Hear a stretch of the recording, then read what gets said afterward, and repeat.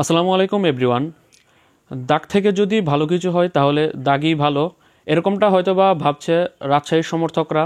কারণ আজ সারাদিন যাবৎ রাজশাহী এবং দুর্বার রাজশাহী দলের লোকাল ক্রিকেটার, বিদেশি ক্রিকেটার, কোচিং স্টাফ এবং সম্পূর্ণ বিপিএল নিয়ে সারাদিন যে রকমের ড্রামা গেল, তারপর কোনো বিদেশি ক্রিকেটার ছাড়া বিপিএল ইতিহাসে এবং ক্রিকেট বিশ্বের ইতিহাসে প্রথমবার একাদশ নামালো তাসকিন আহমেদের দুর্বার রাজশাহী দল। তারপর তারা সেখান থেকে 2 রানে ব্যবধানে তারা শক্তিশালী রংপুরকে হারালো।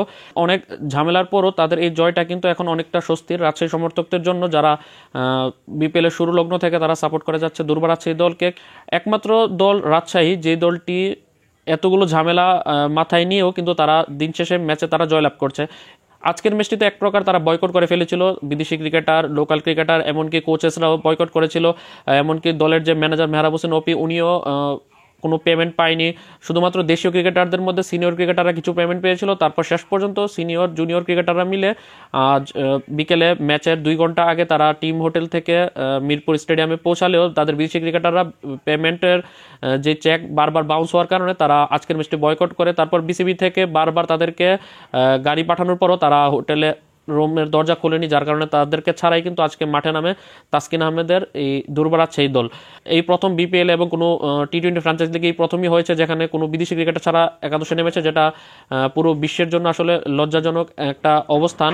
এখন এই অবস্থা থেকে যদি আগে প্রথম আমরা ম্যাচের দিকে তাকাই, ম্যাচের মধ্যে তাকালে আগে ব্যাট করতে নামে দুর্বার রাজশাহী দল। এরকম বিদেশি রায়ান বাল, মোহাম্মদ হারিসের মতো ক্রিকেটার ব্যাটসম্যানদের ছাড়া তারা নির্ধারিত 20 ওভারে 9 উইকেট হারিয়ে মাত্র 119 রান জড়ো করতে পারে, যেখান থেকে মনে হয়েছিল যে রংপুর রাইডার্স যেহেতু তারা এত শক্তিশালী একটা দল, তারা হয়তো বা দুর্বার রাজশাহী দলের সাথে তারা ইজিলি জয়লাভ করবে। কিন্তু দুর্বার রাজশাহী সেটি ভুল প্রমাণ করে, যেটার প্রমাণ হিসেবে আমরা কিন্তু শেষ পর্যন্ত দেখতে পাই যে রংপুর রাইডার্স ম্যাচটি তারা হেরে গিয়েছে এবং ব্যাক টু ব্যাক 2টি ম্যাচে তারা দুর্বার রাজশাহীর বিপক্ষে হেরেছে।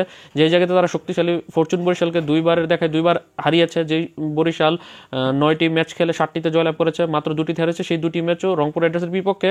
ওই জায়গা থেকে এই রংপুর রাইডার্স দুর্বল প্রতিপক্ষ দুর্বার রাজশাহীর বিপক্ষে কিন্তু ব্যাক টু ব্যাক 4 দিনের ব্যবধানে 2বার হারলো। গত 23 জানুয়ারি 24 রানে তারা রংপুর হেরেছে রাজশাহীর কাছে, আর 26 জানুয়ারি কিন্তু আবারও তারা আজকে হারলো তারা 2 রানের ব্যবধানে। প্রথমে ব্যাট করতে নেমে যেটা বললাম রাজশাহীর 119 রান জড়ো করে তাদের মধ্যে সর্বোচ্চ রান করে তাদের ট্যালেন্টার ব্যাটসম্যান সঞ্জামুল ইসলাম, 29 বলে 28 রান করে সে অপরাজিত থাকে। অন্যদিকে বোলারদের মধ্যে তাদের দলের হয়ে কিন্তু সেরা পারফরমেন্স করে বাহাতি পেসার মৃত্যুঞ্জয় চৌধুরী, সে 4 ওভার 1 মিনিটে 18 রান দিয়ে 4 উইকেট শিকার করে, যেটি তার বিপিএল ক্যারিয়ারের সর্বোচ্চ সেরা বোলিং ফিগার। অন্যদিকে তাসকিন আহমেদ 4 ওভারে 25 রান দিয়ে 2টি উইকেট শিকার করে এবং বিপিএল ইতিহাসের সর্বোচ্চ এক সিজনে উইকেটের রেকর্ডটা তার নিজের নামে করেনি, 24 উইকেট। এর আগে সর্বোচ্চ উইকেট ছিল তাসকিন আহমেদ সাকিব আল হাসানের 23 উইকেট। এবার আজকের ম্যাচে কিন্তু ভালো বোলিং ডিসপ্লে দেখায় মহসেক অন্তরও, 4 ওভারে 15 রান দিয়ে 2টি উইকেট শিকার করে। আর রংপুরের হয়ে আজকের ম্যাচটি তো এক প্রকার রংপুর শুরুতে হেরে গিয়েছিল 49 রানে, যখন তাদের 7টি উইকেট চলে যায় 120 রানের টার্গেট চেস করতে নেমে সেখান থেকে তাদের কিন্তু ফেরার আর কোনো রাস্তা ছিল না। তারপরও এক সাইড থেকে মোহাম্মদ সাইফুদ্দিন, অলরাউন্ডার মোহাম্মদ সাইফুদ্দিনের 31 বলে 52 রান কিন্তু ভর করে কিন্তু তারা এই ক্লোজ টার্গেট তারা পর্যন্ত পৌঁছেছিল। শেষ ওভারে যে জায়গাতে 25 রান প্রয়োজন ছিল সেখানে আসলে সাইফুদ্দিন খুব এর চেয়ে বেটার কিছু করতে পারতো না, 22 রান করেছে, 2 রানে তারা ম্যাচটি হেরেছে। এখন এই আজকের ম্যাচে রংপুর রাজশাহীর বিপক্ষে 2 রানে হারার কারণে দুর্বার রাজশাহী এখন 11 ম্যাচে 5 জয়ে 10 পয়েন্ট নিয়ে তারা এখন পয়েন্ট টেবিলে 4 নম্বরে উঠে গেছে। এর আগে তারা ছিল 5 নম্বর পজিশনে। 4 নম্বর পজিশনে থাকা খুলনা টাইগার্স তারা এখন 5 নম্বরে চলে গেছে, 9 ম্যাচে 4 পয়েন্ট নিয়ে 4 জয়ে 8 পয়েন্ট নিয়ে তারা এখন 5 নম্বর পজিশনে আছে। এখন এই দুর্বার রাজশাহী যদি তাদের কোয়ালিফাই করতে হয়, এখন তো তারা কোয়ালিফাইয়ের দিকে এক ধাপ পা এগিয়ে দিল। এখন তাদের কাছে করার মতো যদি কিছু থাকে সেটা হচ্ছে আগামীকাল দুর্বার রাজশাহী এবং সিলেট স্ট্রাইকার্স মধ্যকার ম্যাচ রয়েছে সন্ধ্যা 6:30 সেই ম্যাচে সিলেট স্ট্রাইকার্সকে যে কোনোভাবেই দুর্বার রাজশাহীর হারাতে হবে এবং দিনের বেলা যে ম্যাচটি অনুষ্ঠিত হবে ওই ম্যাচের আগে খুলনা টাইগার্স এবং ফরচুন বরিশাল সেই ম্যাচে দোয়া করতে হবে যাতে খুলনা টাইগার্স যাতে ম্যাচটি হেরে যায় বরিশালের কাছে, এমনকি চিটাগং কিংসও যাতে তাদের ম্যাচগুলো হারতে থাকে, তাহলেই তবেই দুর্বার রাজশাহী তাদের প্লে অফের স্বপ্ন তারা বেঁচে থাকবে। এখন রাজশাহীর পক্ষে সিলেটকে হারানো এমন একটা কঠিন নয়, কারণ সিলেট কিন্তু লাস্ট টানা 5টি ম্যাচ হেরেছে। আজকে দুপুরের ম্যাচও কিন্তু সিলেট তারা হেরেছিল ফরচুন বরিশালের কাছে, তাই সিলেটকে হারানোটা খুব বেশি একটা কঠিন হবে না।